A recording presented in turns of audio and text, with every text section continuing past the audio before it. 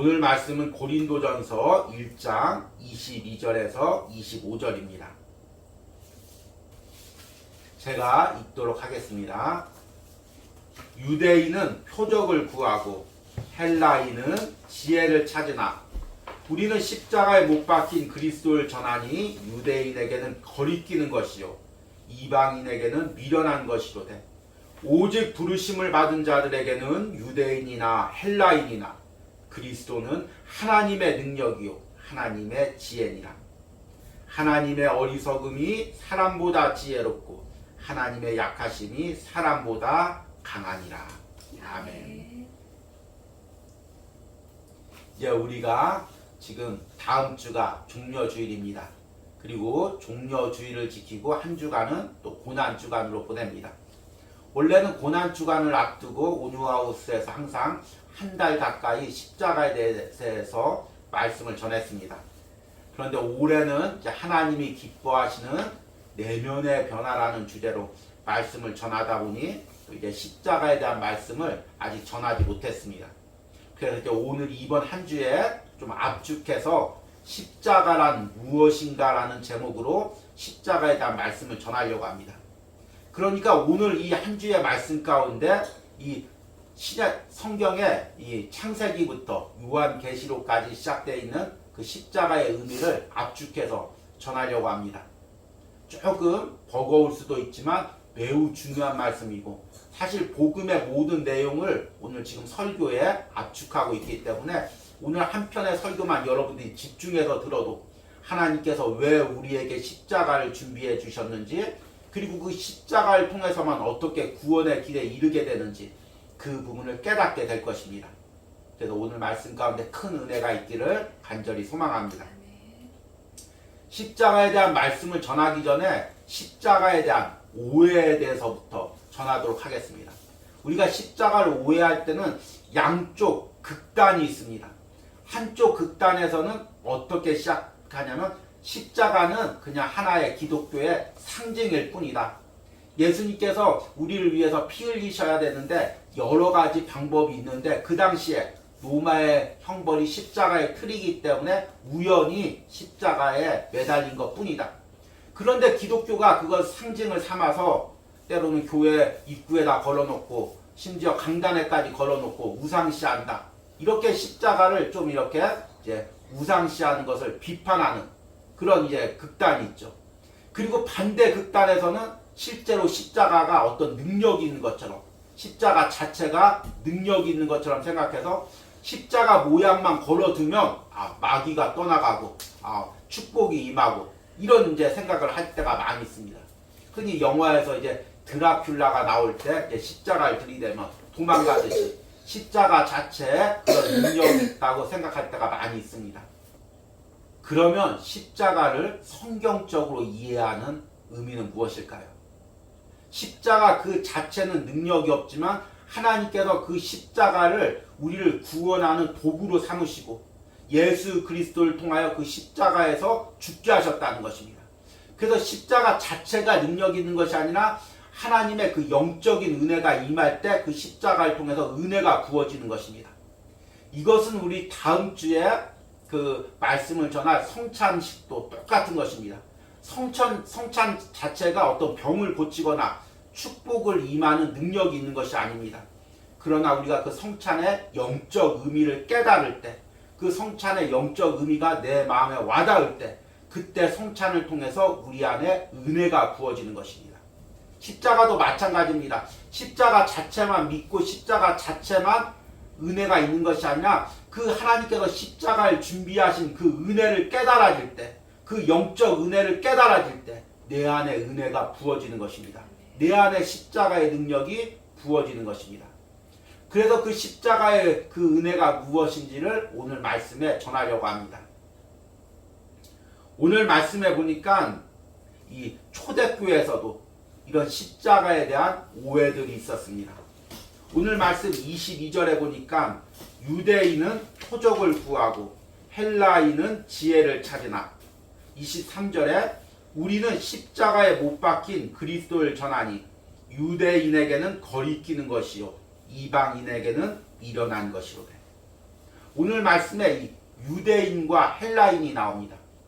유대인이란 이제 이스라엘 백성들, 특별히 이제 그 바벨론 포로의 가운데서도 신앙을 지키고 그 팔레스타인 땅에 귀환해서 유대 나라를 세운 유대 지파를 중심으로 그 다시금 하나님을 신앙을 지킨 그 유대인들을 이야기합니다.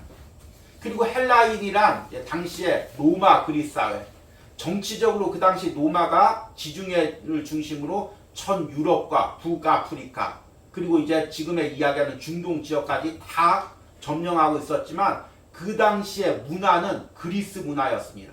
그래서 이제 그것을 헬라 로마 문화, 또 그리스 로마 문화 이렇게 이야기합니다. 그래서 로마인들을 쉽게 헬라인이라고 부릅니다. 헬라 문화에 영향을 받은 사람들, 이 의미입니다. 그러니까 지금 그 당시에 초대교회에서 복음을 접하는 가장 먼저 접하는 사람들이 유대인 아니면 헬라인이었습니다. 그런데 그 유대인들은 무엇을 구하냐면 22절에 표적을 구한다고 이야기하고 있습니다. 표적을 다른 말로 이야기하면 기적입니다. 유대인들이 구하는 것은 기적을 구하는 것입니다. 다시금 메시아가 이 땅에 나타나서 모세가 출애굽하면서 10가지 재앙을 일으키고 홍해를 가른 것처럼 하나님께서 이 땅에 기적을 베풀어 주셔서 다시금 로마의 압제에서 이 나라를 구원할 그 기적을 구하고 있는 것입니다. 그리고 헬라인들은 무엇을 구하냐면 22절에 보니까 지혜를 찾는다는 것입니다. 소피아라는 거죠. 그래서 이 헬라 사람들은 그리스 철학의 가장 핵심은 무엇이냐면 지혜를 구하는 것입니다. 그래서 이 지혜는 무엇이냐면 굉장히 논리적이고 그리고 수학적인 것입니다. 사실 지금 우리 이제 현대 문화가 이 그리스 문화를 그대로 이어받은 것입니다. 중세 이후에 르네상스를 시작해서 르네상스가 무엇이냐면 그리스 문화를 다시금 복귀하는 것입니다. 그래서 그리스 문화에 가졌던 그 수학적인 지식들, 논리적인 지식들, 철학적인 지식들을 복귀해서 서양 문화에 지금 현대 서양 문화의 기초를 이룬 것입니다. 그러니까 그리스 사람들, 헬라 사람들이 추구하는 것은 지혜를 추구합니다. 논리에 맞는 것, 이치에 맞는 것, 합리적인 것, 그것을 추구합니다. 그런데 23절에 보니까 우리는 십자가에 못 박힌 그리스도를 전하니, 그 유대인들이 표적을 구하고 있고 그리스인이 지혜를 구하고 있는데 복음을 전할 때는 십자가에 못 박힌 예수 그리스도를 전한다는 것입니다. 그러니까 그것이 23절 후반절에 보니까 유대인에게는 거리끼는 것이 된다는 것입니다. 거리낀다는 말은 무엇입니까? 헬라어의 스캔달론이라는 말인데 지금 우리가 잘 쓰고 있는 스캔들이라는 단어입니다. 지금 스캔들이 굉장히 멋진 의미죠. 그런데 그 당시에 스캔들이라는 것은 추문, 더러운 소식, 듣기 싫은 소식. 유대인들은 지금 메시아가 나타나서 그 홍해를 가르는 거대한 기적 같은 것을 기대하고 있는데 그 메시아가 복음을 전할 때 메시아가 십자가에 못 박혀서 죽으셨어. 이야기라면 당시의 십자가는 굉장히 꺼리끼는 것이고 더러운 것이고 추악한 것인데 그런 메시아가 십자가에 죽으셨다고 이야기하니까 이것이 그들에게 거리끼는 것, 더러운 소식, 듣기 싫은 소식이 되는 것입니다. 그리고 이방인, 헬라인이죠. 헬라인에게는 미련한 것이 된다고 합니다. 미련한 것이란 헬라어로 이제 모리아라는 건데요. 어리석다, 이치에 맞지 않다는 것입니다. 헬라인들은 논리적인 걸 따진다고 했죠. 앞뒤가 맞아야 되죠. 근데 온 인류를 구원하기 위해서 예수 그리스도 하나님의 아들이 이 땅에 오셨다. 그 하나님이 십자가에 못 박혀 죽으셨다. 그렇게 이야기하니까 그것이 논리적으로 맞질 않아서 야 이거는 맞지 않는 얘기야. 앞뒤가 맞지 않는 얘기야. 그렇게 무시하고 외면했다는 것입니다. 그 당시에 십자가의 복음이 얼마나 천대받고 사람들에게 거리끼고 어리석은 것으로 들려졌는지를 이야기하고 있는 말씀입니다. 그런데 24절에 보니까 오직 부르심을 받은 자들, 구원을 받은 자들이죠. 그리스도인을 이야기하죠. 오직 부르심을 받은 자들에게는 유대인이나 헬라인이나 유대인이 구원을 받든 헬라인이 구원을 받든 그리스도는 하나님의 능력이요 하나님의 지혜니라. 지금 이 그리스도라고 부를 때 이제 앞에 구절을 우리가 읽지 않았지만 십자가의 도에 대해서 이야기합니다. 21절부터 그러니까 이 지금 그리스도라는 것은 십자가에 매달린 그리스도를 이야기하는 것입니다. 그러니까 십자가에 매달린 그리스도, 하나님의 우리에게 주신 십자가가 두 가지를 이야기하는데, 하나는 하나님의 지혜이고 하나는 하나님의 능력이라는 것입니다. 그러니까 우리가 십자가를 가장 압축적인 단어로 이해하는 가장 좋은 단어는 무엇이냐면 하나님의 지혜이고 하나님의 능력이라는 것입니다. 이 부분이 이제 오늘 말씀의 핵심이죠. 첫 번째, 십자가는 왜 하나님의 지혜인가? 먼저 십자가는 하나님께서 오랜 기간 준비하셨던 것입니다. 우리는 이제 흔히 십자가가 우연히 예수님께서 십자가에 매달리신 걸로 그렇게 생각을 합니다. 그런데 십자가 자체를 하나님께서 오랜 기간 준비하셨다는 것입니다.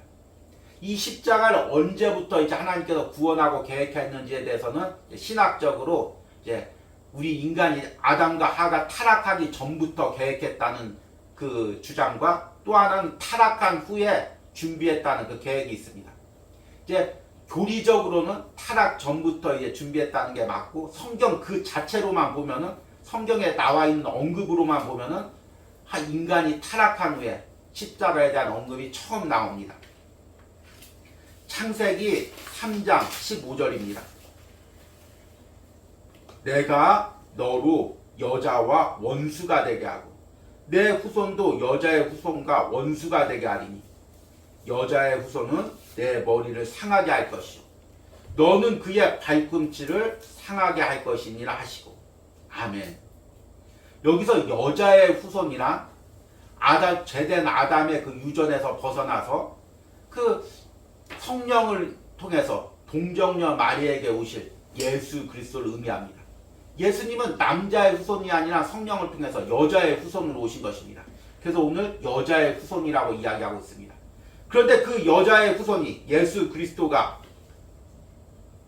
오늘 말씀해 보니까 내 머리를 상하게 할 것이라. 여기서 내 머리란 사탄을 의미합니다. 공중 권세, 세상의 죄된 권세를 잡고 있는 사탄의 머리라는 것은 권세를 의미하죠. 사탄의 권세를 깨트릴 것을 의미합니다. 그런데 사탄은 단지 예수 그리스도의 발꿈치를 상하게 한다고 이야기하고 있습니다. 발꿈치를 상하게 한다는 것은 겉으로는 커다란 어떤 상처를 주는 것 같지만 치명상을 입히지 못한다는 의미죠. 예수님이 십자가에서 죽으신 것이 바로 그것입니다. 예수님이 십자가에 죽으셨을 때 모든 게 끝난 것 같지만 사실은 그것이 발꿈치를 무는 사건일 뿐이었습니다. 예수님께서는 다시 부활하셨고 십자가에서 우리 죄를 위하여 죽으심으로 모든 사탄의 권세를 깨트린 것입니다. 이게 바로 창세기부터 하나님께서 십자가를 준비한 계획이 성경에 나와 있습니다. 그리고 여러 번 반복하면서 하나님의 그 십자가의 계획이 구약에서부터 나와 있습니다. 하나님께서 왜 이렇게 오랜 기간 십자가를 준비해야 했을까요? 그것은 하나님의 공의를 만족시키기 위해서입니다. 여러분, 하나님의 성품이 여러 가지가 있지만 그 중에서 가장 그 대표적인 성품이 공의입니다. 하나님 공의란 죄에 대해서 반드시 그 대가를 묻는 것입니다. 우리 인간은 죄를 짓고도 다 잊어버릴 수가 있습니다. 또 죄를 짓고도 이 정도야 뭐 남들도 다 짓는다고 별게 아닌 것으로 생각할 수가 있습니다. 그러나 하나님 앞에서는 조금의 죄도 용납되지가 않습니다. 반드시 그 죄에 대해서는 죄의 대가를 물으십니다. 그래서 하나님께서 구약의 율법을 통해서 죄를 지으면 반드시 피를 흘리게 만드셨습니다. 그리고 나서 이제 나무에 매달린 모든 자에게 그 저주를 붙도록 하셨습니다. 그 말씀이 신명기 21장 22절에서 23절에 나와 있습니다. 사람이 만일 죽을 죄를 범함으로 내가 그를 죽여 나무 위에 달거든 그 시체를 나무 위에 밤새도록 두지 말고 그날에 장사하여 내 하나님 여호와께서 내 기업으로 주신 땅을 더럽히지 말라. 나무에 달린 자는 하나님께 저주를 받았음이니라. 이 말씀을 갈라디아서 3장 13절에 그대로 인용하고 있습니다. 그리스도께서 우리를 위하여 저주를 받은 바 되사 율법의 저주에서 우리를 속량하셨으니 기록된 바 나무에 달린 자마다 저주 아래 있는 자라 하였습니다. 하나님께서는 공의의 하나님이기 때문에 우리 인간이 지은 모든 죄에 대해서 그 죄의 대가를 물으셔야 됩니다. 죄의 책임을 물으셔야 됩니다. 그 죄의 책임을 저와 여러분들에게 찾았다면 지금 이 자리에서 앉아서 예배할 수 있는 사람들은 아무도 없습니다. 우리는 모두 다 지옥에 가야 됩니다. 그런데 하나님께서 그 모든 죄의 대가를 자신의 독생자 예수 그리스도에게 찾으셨습니다. 그를 나무에 매달아서 모든 저주를 예수님께 부으셨던 것입니다. 그래서 예수님께서 십자가에서 죽으시면서 엘리 엘리 라마 사박다니 나의 하나님 어찌하여 나를 버리셨나이까 하나님께 그렇게 외쳤던 것입니다. 실제로 예수님께서 십자가상에서 하나님의 모든 인류에 대한 죄의 저주를 직접 다 받으시고 그 십자가상에서는 하나님께 버림받고 하나님께 모든 죄의 징계를 다 받은 것입니다. 예수님이 십자가에서 가장 고통스러웠던 것은 손에 못자국이 박힌 것도 아니고 가시 면류관을 쓰신 것도 아닙니다. 하나님의 죄에 대한 진노를 십자가의 상에서 온 인류에 대한 죄의 진노를 다 직접 받으신 것입니다. 그것이 예수님의 고난이죠.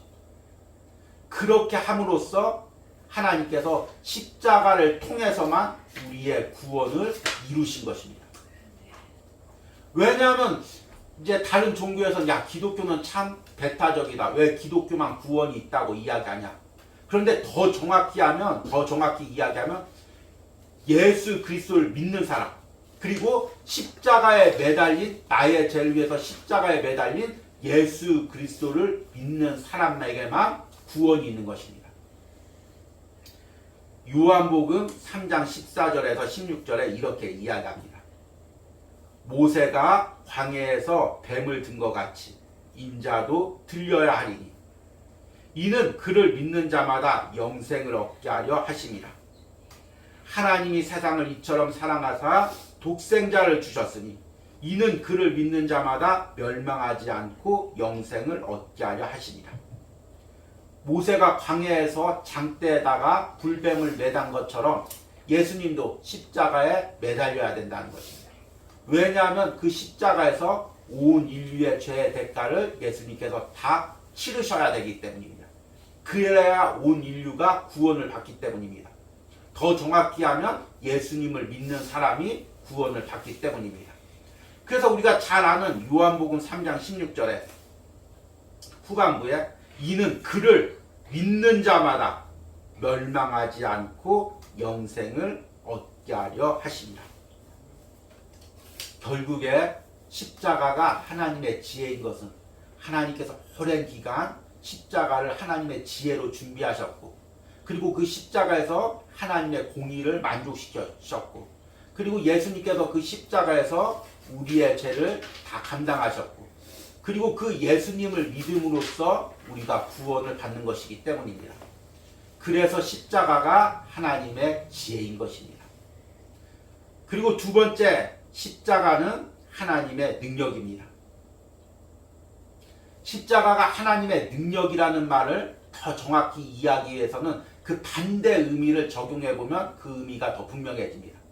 십자가가 하나님의 능력이라는 말을 다른 말로 바꾸면 반대말로 바꾸면 십자가가 사람의 능력이라는 것입니다.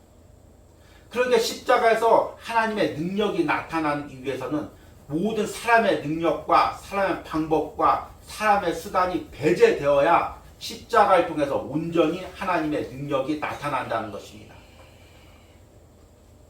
하나님께서 구원을 이루실 때 예수 그리스도를 높은 왕으로 세우시고 높은 권력자로 세우셔서 모든 사람들에게 우러럼을 받으면서 구원을 이루실 수가 있었습니다. 그런데 하나님은 그렇게 하지 않고 십자가의 방법으로 구원을 이루셨습니다. 예수님을 낮아지게 하시고 그 당시에 가장 낮은 십자가에서 매달려 죽게 하셨습니다. 그리고 그 십자가에서 모든 사탄의 권세를 깨뜨리고 우리의 구원을 이루셨습니다. 그래서 그 십자가에서 하나님의 능력이 나타난 것입니다. 모든 죄가 깨어지고 모든 사탄의 권세가 떠나가고 지금도 우리가 십자가에 매달린 예수 그리스도를 붙들고 기도하면 하나님의 능력이 나타나는 것입니다. 그런데 반대로 우리가 십자가에서 낮아진 것처럼 낮아지지 않고 하나님의 방법처럼 모든 세상의 방법을 내려놓고 낮은 자에서 오직 하나님의 능력만 구하지 않고 인간의 방법으로 인간의 수단으로 십자가만 앞세우고 나간다면 하나님의 능력이 나타나지 않는 것입니다. 그것은 앞에 이야기한 것처럼 그저 십자가를 우상으로 삼을 뿐이지 그 십자가 안에 담긴 영적인 능력이 나타나지가 않는 것입니다. 기독교가 역사상으로 가장 타락했던 시대가 중세시대였습니다. 그런데 이 중세시대는 곳곳에 십자가가 있었습니다. 가문마다 자신의 문양을 만들 때 십자가 문양을 거기다 넣었습니다. 교황도 옷에다가 또 머리 모자에다가 온갖 십자가 문양을 다 넣었습니다. 어디에 눈을 돌려도 다 십자가 문양밖에 없었습니다. 그런데 그 십자가가 정말 하나님을 의지하고 인간의 수단을 내려놓고 예수 그리스도만 붙들기 위한 그런 하나의 상징이 아니라 자신의 권력과 힘을 내세우기 위한 하나의 수단이 되어버렸습니다. 그 대표적인 것이 이제 중세에 있었던 십자군 전쟁입니다. 이슬람 세력들이 예루살렘과 팔레스타인을 점령하고 동로마을 위협하자 이제 서유럽의 교황을 중심으로 서유럽 국가들이 십자가 깃발 아래 다 모였습니다. 성지를 회복하자. 그리고 나서 이제 십자군 전쟁을 벌였습니다. 처음에는 이제 순수한 마음도 있었죠. 그런데 그 십자군 전쟁이 벌어지면서 벌어질수록 얼마나 인간의 극한 타락들이 일어났는지 모릅니다. 그 십자가 깃발 아래 약탈하고 또 이제 부녀들 여성들을 막 겁탈하고 심지어는 그 십자가 깃발 아래 사람들을 모아서 노예로 팔아버렸습니다. 그러니까 순진한 신앙인들 십자가 깃발 아래 우리가 예루살렘을 점령하러 가자. 그래서 모여들면은 다 잡아다가 노예로 팔아버리는 것입니다. 그 성직자들과 귀족들이 그렇게 하는 것입니다. 심지어는 십자군 전쟁 중에서 어린이 십자군이라는 것이 있습니다. 십자군 깃발 아래 하나님의 능력으로 예루살렘을 회복하자. 그래서 어린아이들을 다 모으는 것입니다. 여자 어린아이와 남자 어린아이를 다 모으는 것입니다. 그래서 그 여자 어린이들은 다 매춘굴에 팔아버리고 남자아이들은 다 노예로 팔아버리는 그런 일이 실제로 역사상에서 일어나는 것입니다. 그 십자가 깃발 아래 모여들었지만 사실은 그 십자가는 하나의 형식일 뿐이고 거기에는 온갖 인간의 욕심과 방법과 수단이 첨가되었기 때문에 십자가의 영적인 능력이 나타나지 않고 타락이 일어나는 것입니다. 참 이 시대에 목회를 하면서 제가 가장 안타까운 것이 바로 이것입니다. 왜 이 시대에는 하나님의 능력이 나타나지 않을까? 왜 이 시대에는 하나님의 기적이 안 나타날까? 왜 하나님의 역사가 나타나지 않을까? 그런데 곰곰이 생각해보면 나타나지 않을 수밖에 없습니다. 우리가 하나님의 능력을 의지하지 않고 온전히 하나님의 십자가를 의지하지 않고 계속해서 인간의 방법과 인간의 수단과 인간의 스스로 하나님의 능력을 재현하려고 합니다. 그러면 하나님의 능력이 나타나지가 않는 것입니다. 물론 겉으로 보기에는 하나님의 능력이 나타난 것처럼 어떤 웅장한 소리나 수많은 악기를 동원하고 아니면 수많은 시스템과 어떤 영상 장비를 통해서 어떤 웅성한 모습, 거룩한 모습을 흉내낼 수는 있습니다. 그러나 그곳에 실제로 하나님의 능력은 나타나지 않습니다. 하나님의 능력은 나의 모든 인간의 방법과 수단을 내려놓고 내가 겸손히 가난한 자, 가난한 심령으로 하나님 앞에 나타날 때 하나님의 능력이 나타나는 것입니다. 십자가란 무슨 의미냐면 인간의 조금의 수단과 인간의 방법으로 내 영혼을 구원할 수 없다는 것을 보여주는 것입니다. 그러기에 십자가 앞에 우리가 서면 철저하게 발가벗겨지고 십자가 앞에서 우리가 낮아지고 겸손하게 되는 것입니다. 그럴 때만이 십자가의 능력이 나타나고 철저하게 하나님만 영광을 받는 것입니다. 그래서 오늘 읽지는 않았지만 오늘 읽은 본문 이후에 고린도전서 1장 26절에서 29절까지 이렇게 말씀하고 있습니다. 형제들아 너희를 부르심을 보라. 육체를 따라 지혜로운 자가 많지 아니하며 능한 자가 많지 아니하며 문벌 좋은 자가 많지 아니하도다. 그러나 하나님께서 세상에 미련한 것들을 택하사 지혜 있는 자들을 부끄럽게 하려 하시고 세상에 약한 것들을 택하사 강한 것들을 부끄럽게 하려 하시며 하나님께서 세상에 천한 것들과 멸시받는 것들과 없는 것들을 택하사 있는 것들을 폐하려 하시나니 이는 아무 육체도 하나님 앞에 자랑하지 못하게 하려 하심이라. 아멘. 그리고 오늘 본문 마지막 구절인 25절에 이렇게 말씀하십니다. 하나님의 어리석음이 사람보다 지혜롭고 하나님의 약하심이 사람보다 강하니라. 하나님은 어떻게 어리석겠습니까? 그런데 하나님의 모든 능력 중에서 가장 어리석은 부분들이 있다면 그것과 비교해서 사람들의 모든 지혜 중에서 가장 뛰어난 지혜와 비교해도 하나님의 어리석음이 사람들의 가장 뛰어난 지혜보다 더 지혜롭다는 것입니다. 하나님이 어떻게 약하신 부분이 있겠습니까? 그런데 하나님이 가장 약하신 부분이 있다고 해도 사람의 가장 강한 부분보다 하나님의 약하신 부분이 더 강하다는 것입니다. 이 말은 이제 비교적인 그 표현으로서 사람의 어떤 지혜도 사람의 어떤 강함도 하나님의 지혜와 능력을 닮아갈 수도 없고 비교할 수도 없고 뛰어넘을 수도 없다는 것입니다. 그러기에 우리 삶에서 십자가의 능력이 나타난다는 것은 철저하게 우리의 방법과 수단을 내려놓고 하나님의 방법을 의지할 때 그 하나님의 십자가의 능력이 나타난다는 것입니다. 우리가 이제 고난주간을 앞두고 또 이제 부활절을 앞두고 다시 한번 십자가의 의미를 깨달으시기 바랍니다. 십자가가 하나님의 지혜이고 하나님의 능력이고 하나님께서 십자가의 방법으로 우리의 영혼을 구원할 뿐만 아니라 지금도 그 방법으로 우리의 인생을 이끌고 가심을 여러분들이 고백하고 깨닫길 바랍니다.